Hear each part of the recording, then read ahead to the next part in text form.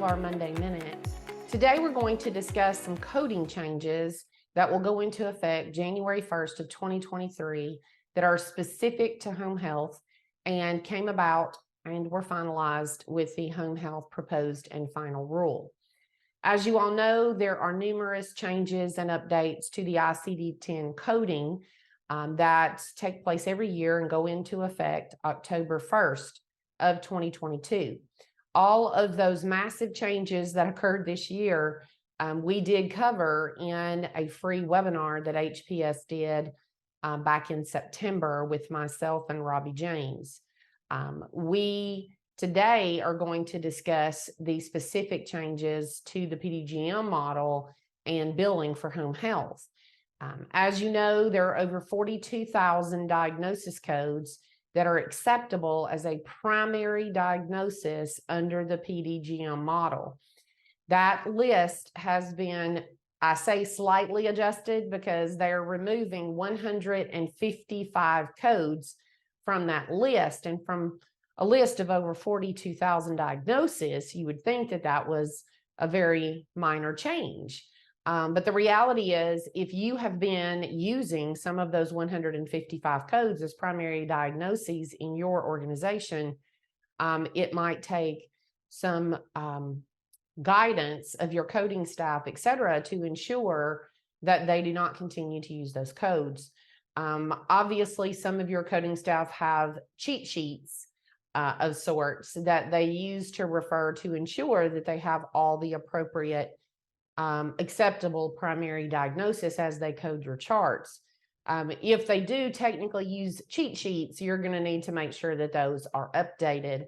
Obviously, you also need to make sure that your EMR system gets the most current ICD-10 codes that are acceptable as PDGM primary diagnoses uploaded into your software system, so you don't have coders that are incorrectly coding and you don't have claims that are going out with an unacceptable primary diagnosis.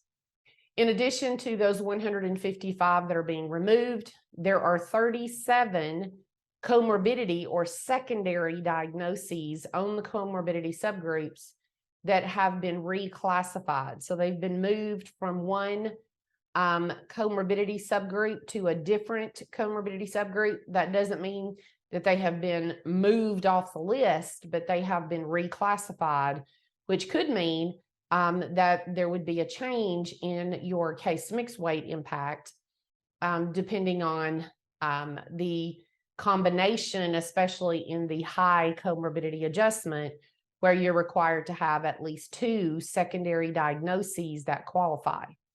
They have increased the number of low comorbidity subgroups from 20 that we currently have today to 22, and the high comorbidity subgroup interactions from 87 combinations that we have today to 91 in 2023. Part of this change includes that they are putting the COVID-19 diagnosis code and related codes into a respiratory category that will trigger comorbidity adjustments. In addition to that, there are at least 2 primary diagnoses that are currently on the primary list that are being reclassified. One is being moved from the wound care section to a different infectious disease, I believe, section. And then we have another one that's being moved from MMTA other to MMTA gastro.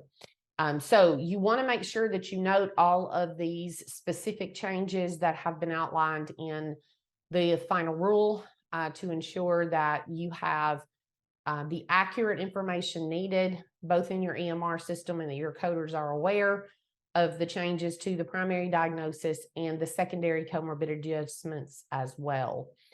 In addition to that, there are 3 new G codes that have been introduced to support telecommunication services, telehealth being provided via 2-way audio video, telehealth that is audio only, and remote patient monitoring.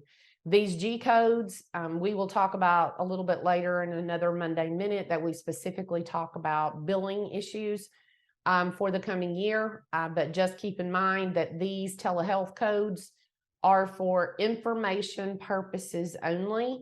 They will not change your payment. So you still will not be paid for telehealth services, but these codes are going to be implemented in the billing process so that they can collect the data and hopefully eventually get us to the point of receiving payment from the Medicare Home Health Fund specific to telehealth services. We want to thank you all for participating today. I hope that some of this information has helped you understand clearly that there are coding changes that still need to be looked at, reviewed, etc. for January implementation, even though the ICD-10 code changes have already been implemented in October. In this minute, we will provide the link to the free webinar that we did back in September, as well as a link to the final rule where you can find the details of all of the specific codes we've addressed today. Thank you all again and have a fabulous week.